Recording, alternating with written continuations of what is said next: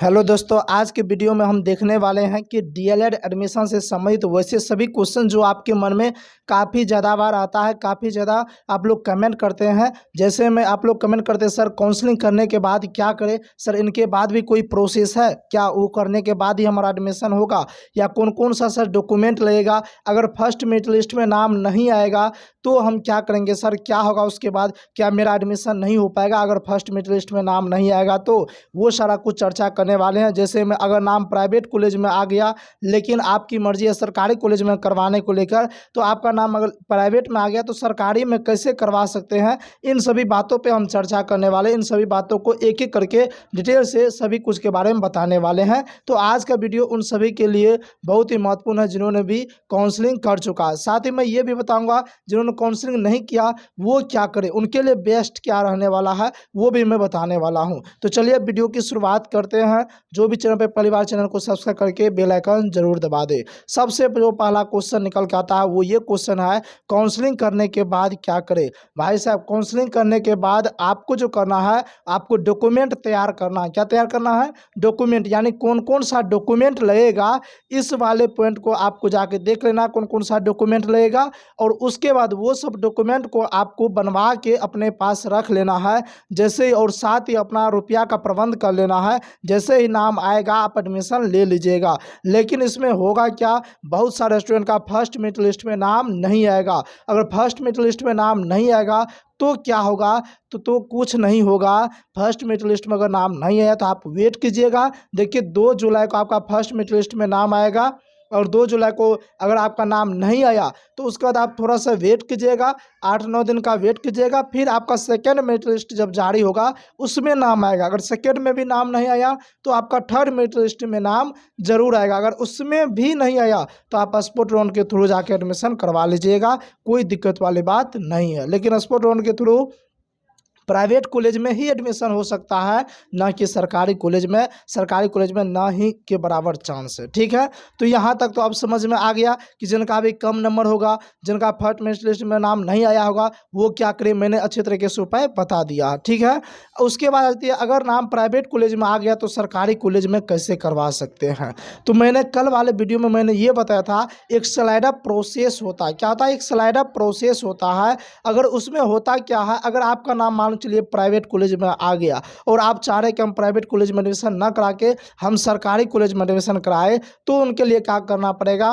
तो देखिए, जिनका भी फर्स्ट मेरिट लिस्ट में नाम आ गया, चाहे प्राइवेट में नाम आ गया, आप चाहते सरकारी, तो आपको स्लाइडर प्रोसेस से गुजरना पड़ेगा, स्लाइडर प्रक्रिया करवाना पड़ेगा। वो कैसे होगा, आप अगर प्राइवेट कॉलेज जाइएगा वहाँ 3,000 रुपये आपका फी लगेगा, वहाँ सारा कुछ एडमिशन वगैरह सारा कुछ करवा लीजिएगा। ठीक है, उसके बाद उसी कॉलेज को बोलना है, यानी कि आवेदन लिख के देना है कि आप जो है स्लाइडर प्रोसेस कीजिए। फिर उनके बाद जब स्लाइडर प्रोसेस हो जाएगा तो वो कॉलेज स्थानांतरित कर देता है कि वो उससे ऊपर वाले, आप जितना भी कॉलेज सेलेक्ट किए तो उससे ऊपर वाले कॉलेज में स्थानांतरित कर देगा। अगर उससे ऊपर वाले मान चले गवर्नमेंट कॉलेज आ गया, उसमें सीट बाकी है, उसमें आपका नाम आ जाएगा। हालांकि इसका बहुत बेहतर तरीके से हमने स्लाइडर प्रोसेस बता चुका हूँ, डिस्क्रिप्शन में लिंक दिया गया है, या आप चैनल पर भी जाके देख सकते हैं ये वाला वीडियो, तो अच्छे तरीके से समझ में आ जाएगा।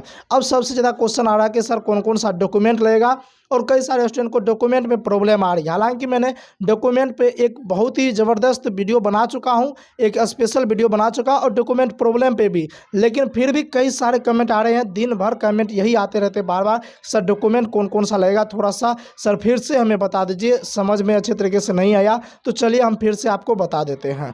देखिए, पहला नंबर में आपका डीएलएड का एडमिट कार्ड, यानी कि जो आप एग्जाम देने गए थे, अगर आपसे एडमिट कार्ड सेंटर पे ले लिया गया था तो कोई दिक्कत वाली बात नहीं, आपसे एडमिट कार्ड नहीं लिया जाएगा। अगर सेंटर पे नहीं लिया गया तो यहाँ पे लिया जाएगा। तो यानी कि एडमिट कार्ड अगर आपके पास है तो लिया जाएगा, नहीं है तो नहीं लिया जाएगा, कोई टेंशन वाली बात नहीं है।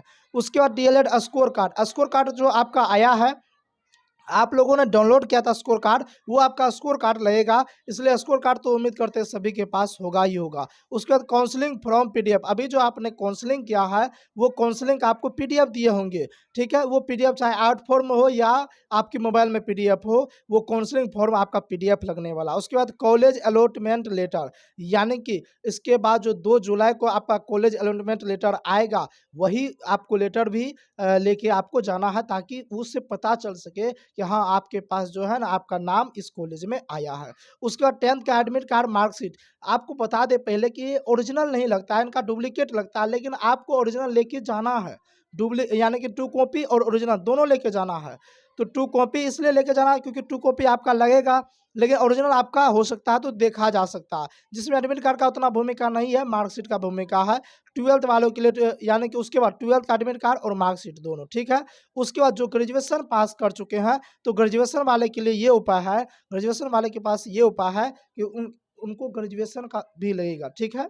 उनको ग्रेजुएशन का भी मार्कशीट लेके, हालाँकि ग्रेजुएशन का आपका मार्कशीट वगैरह कुछ लगेगा नहीं, लेकिन ग्रेजुएशन का आपका सीएलसी या टीसी लगेगा, ठीक है। जिन्हें सीएलसी कहते हैं, तो सीएलसी लगेगा, और जिनके पास ग्रेजुएशन हो चुका है तो ग्रेजुएशन का लगेगा। जो एमएससी कर चुके हैं, एमए कर चुके हैं, उसे एमएससी का लगेगा। और जो मान के चलिए 12th पास है तो उसे 12th का सीएलसी लगेगा। और जिनके पास सीएलसी नहीं है, जाके बनवा लीजिए, बनता है आपका जो है बोर्ड ऑफिस जहाँ डिस्ट्रिक्ट में, आप वहाँ से बनवा सकते हैं या पटना से बनवा सकते हैं।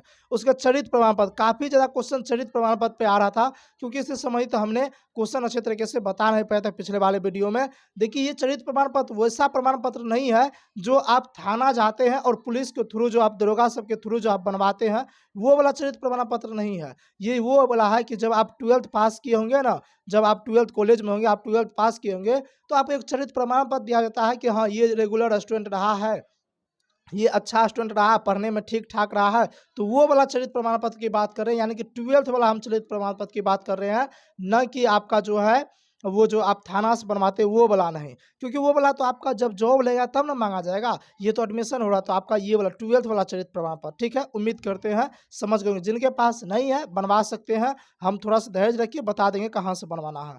उसके बाद प्रोविज़नल प्रमाण पत्र लगेगा, यानी कि 12th का आपको प्रोविज़नल लगेगा, तो प्रोविज़नल तो होगा ही, जिनके पास नहीं वो भी। साथ ही जाति निवास प्रमाण पत्र 6 माह से पुराना का नहीं होना चाहिए। देखिए अगर होगा भी तो भी चल सकता है, लेकिन नहीं होना चाहिए, तो आप न्यू बनवा लीजिए तो बेहतर रहेगा। अभी भी आपके पास समय, आप न्यू बनवा। उसके बाद OBC, NCL, EWS, FF certificate.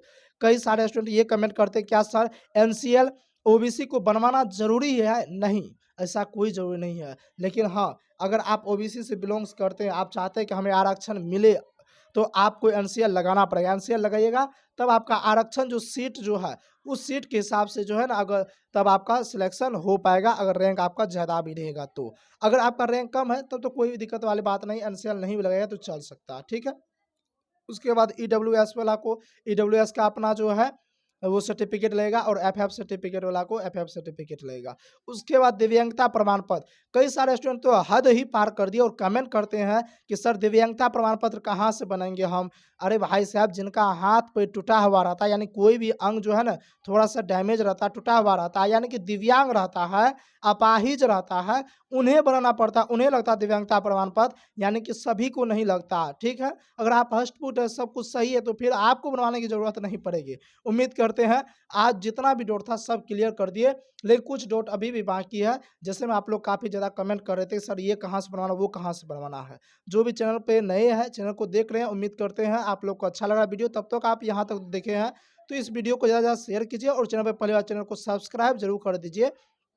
चलिए अब हम बातचीत करते हैं एक-एक करके कि कहाँ-कहाँ आपको बनवाना है। देखिए, आपका जो है ना अपना डिस्ट्रिक्ट में एक जो है ना बोर्ड ऑफिस है, आप जाइएगा अपना डिस्ट्रिक्ट के जिला स्कूल, अधिकांशतः डिस्ट्रिक्ट के जिला स्कूल में जो है ये बोर्ड ऑफिस है, वहाँ जाइएगा, वहाँ पे आपका ओरिजिनल सारा कुछ बनता है। अगर खो भी गया तो आपका ओरिजिनल बनता है। तो ये प्रमाण पत्र, जैसे मान लीजिए अंक प्रमाण पत्र हो गया, मार्कशीट हो गया, उसके बाद प्रोविज़नल यानी कि औपबंधिक प्रमाण पत्र, उसके बाद प्रोविज़न प्रमाण पत्र यानी माइग्रेशन हो गया, उसके बाद आप देखा जाए तो मूल प्रमाण पत्र हो गया, ये सारा कुछ वगैरह सब सारा कुछ बनता है। मूल प्रमाण हो गया, यानी कि जितना कुछ आपका चरित्र प्रमाण पत्र हो गया, सब कुछ आपका फिर से बन सकता है। आप जाइए, अभी भी बोर्ड ऑफिस जाइए और अभी भी बना सकते हैं। 5-6 दिन का समय लगता है, और आपके पास अभी उतना दिन का समय है भी, क्योंकि आपका अगर मान के चलिए 2 जुलाई को आ भी जाता है, तो आपका 3 जुलाई से लगभग 8 जुलाई के बीच में एडमिशन का डेट दिया गया है। तो यानी कि आपके पास अभी समय है, आप जो है जाइए और सारा कुछ अभी भी तैयार करके आप एडमिशन करवा सकते हैं। तो यहाँ तक हमने समझा भी दिया है। साथ ही जिन्होंने काउंसलिंग नहीं किया, अब उनकी बारी आ जाती है। जिन्होंने काउंसलिंग नहीं किया है, तो उम्मीद करते हैं कई सारे स्टूडेंट ऐसे होंगे जो काउंसलिंग नहीं किए होंगे, लेकिन बीएड का जो है एग्ज़ाम दिए होंगे। अगर बीएड में उसका स्कोर अच्छा है तो आप बीएड कर लीजिए, बेहतर रहेगा। और दूसरी बात, अगर काउंसलिंग नहीं किए हैं तो दूसरी बात ये है कि अभी भी उसके पास मौका है कि यूपी हो गया या एमपी हो गया, यहाँ से भी कम फी में जो है आप आराम से एडमिशन करवा सकते हैं। या तो और यहाँ ये आपका ऑप्शन हो जाता है, तो यहाँ से भी अभी यूपी एमपी से यानी कि अदर स्टेट से भी आप करवा सकते हैं एडमिशन।